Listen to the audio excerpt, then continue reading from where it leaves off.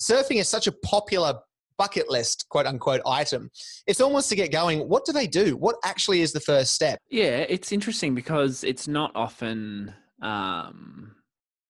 it's not the first question. It's like, how do I get started surfing? Well, obviously, how ocean aware are you is probably the first question, because if you're coming from a space of absolutely no ocean experience whatsoever, then chances are you probably would benefit from going with an instructor or going with a beginner class, or at least going with a friend who knows what they're doing. Whereas someone who's like a surf lifesaver, for instance, of 10 years coming into surfing for the first time, can probably do the old go and grab a big board, get in their wetsuit and paddle out and give it a go.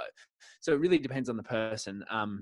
But I think that initial stage there, it depends on the person, but there can be that really steep learning curve where that progression almost in the first session happens really quickly.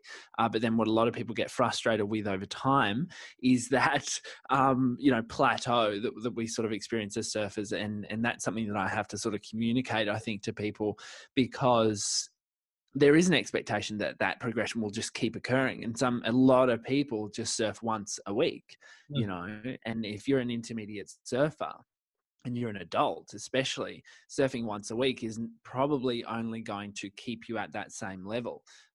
It's only when you start to saturate and start to really commit to it and go, 3, 4, 5, even more times per week, that you can expect some consistent progression. But I think back at the starting point, it is just working out how are you going to do this and be safe at the same time, because it's in the ocean, it's unpredictable, it's water. We're not naturally, I suppose, designed for water. So those questions need to be asked and I guess considered before jumping in.